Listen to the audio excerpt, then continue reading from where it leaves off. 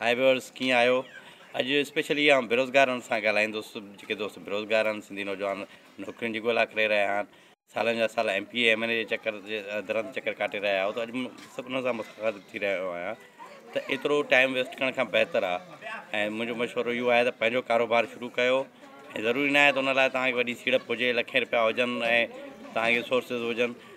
Simply जेतिरो करे सघो था पिया, इवन तव्हां जेकॾहिं छोला बड़का पंहिंजे दर ते खपाए सघो था, का सब्जी जी रेड़ी हणी सघो था, ॿियो कुझु बि कोन्हे त पंहिंजे दर ते खटर की कारोबार करे सघो था, खीर खपाए सघो था, बल्कि फैक्ट्रियुनि मां सामान खणी करे उहो तव्हां दुकाननि ते सेल करे सघो था। पर स्टार्ट कयो, इंतज़ारु न कयो, कंहिंजी सिफ़ारिश ते न वञो, पंहिंजो कारोबार शुरू कयो, पंहिंजो मालिक थियो। छो त नौकर ऐं नौकिरी माना इहो सम्झो त परायो नौकर थियण खां बहितर आहे त अॼु खां मालिक थियो। ऐं तव्हां जेतिरो टाइम कागज़ फ़ोटो कापी कराइण ते ऐं नौकिरी इंतज़ार में एतिरो कुझु करे रहिया आहियो, वक़्तु ज़ाया करे रहिया आहियो, त उन में त तव्हां पंहिंजो कारोबार करे सघो था, स्टेबल बि करे सघो था पिया। ऐं दुनिया जा वॾा वॾा जेके कारोबारी आहिनि, उन्हनि एट ए टाइम पंहिंजो कारोबार शुरू न कयो। खोड़ सारा अहिड़ा आहिनि जिन ज़ीरो खां स्टार्ट कयो, 1000 खां 2000 खां, एतिरो दर को करे सघे थो पियो। उन ते तव्हां सब्ज़ी जो रेड़ो हणी सघो था, को बि का बि शइ सेल करे सघो था। मानी पचराए तव्हां घर जी जेका मानी उहा होटल ते खपाए सघो था। कराची में त हिन शइ जो इलाही कारोबार आहे। पूरे तबिक़ो ख़ासि तौर ते घर जी मानी वठणु चाहींदो आहे, छो त होटलनि जी मानी बीमार करे थी छॾे पई। पर अॼु खां पंहिंजो कारोबार शुरू कयो। ऐं इहो इन लाइ बि ज़रूरी आहे त अॻिते हली करे मशीनरी जो एतिरो सारो तरक़ी सां कंप्यूटर दौर अचे थो पियो त अॻे जिते 300 माण्हू कमु कंदा हुआ, उते हिकिड़ो कंप्यूटर जो कमु करे रहियो आहे। माना 299 माण्हू बेरोज़गार थी विया।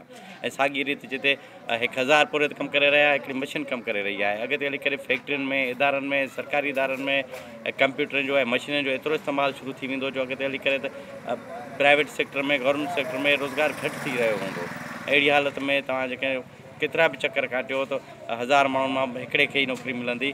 ऐं पोइ बि जेके नौकिरी मिली बि वञे थी त पोइ तव्हां पाण शर्ता ॾिसो त 60 साल खां पोइ जॾहिं पीरसन थिए थो त माण्हू पोइ रिटायर थी थो वञे। पर कारोबारी माण्हू कॾहिं रिटायर न थींदो आहे। कारोबारी माण्हू जीअं जो तीअं पंहिंजो कारोबार वधाए रहियो हूंदो आहे। तव्हां नेशनल बैंक में कॾहिं चकर हणी ॾिसो त शुरूआती तारीख़ुनि में कीअं पेंशन वीचारा लाइन में बीठा हूंदा आहिनि पीरसन। ऐं कॾहिं कॾहिं त कंहिंजी हालत अहिड़ी हूंदी आहे, हुनखे वारस खणी अची उते पहुचाईंदा आहिनि, सिर्फ़ु इन करे त हुननि नौकिरी कई आहे। पर कारोबारी माण्हू जो इहो असरु कॾहिं न आहे थींदो। 60 जो हुजे, 80 जो हुजे, पर जेसिताईं हयाती आहे पंहिंजे कारोबार ते उहो सेट हूंदो आहे, मालिक हूंदो आहे, नौकर न हूंदो आहे। तंहिं करे परेशान न थियो, MNAPS जे दर जा चकर न काटियो, वॾेरनि वटि मिनथू न कयो।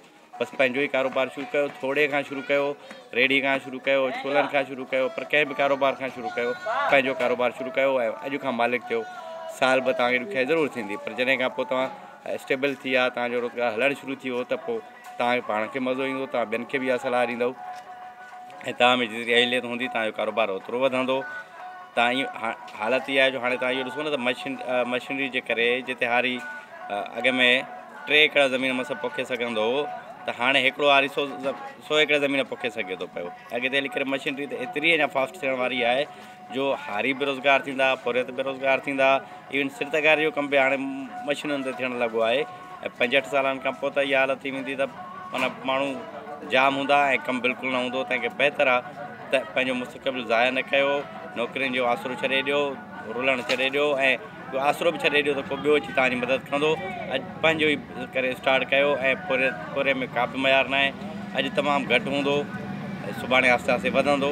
इवन तव्हां का बि शइ खणी खपाए सघो था पिया, सेलमैन थी सघो था, ऐं पंहिंजो परचून जो दुकानु खोले सघो था, खीर जो दुकानु खोले सघो था, सब्जी जो दुकानु खोले सघो था, पर पंहिंजो कयो ऐं इंशाअल्लाह कामयाबु थींदो।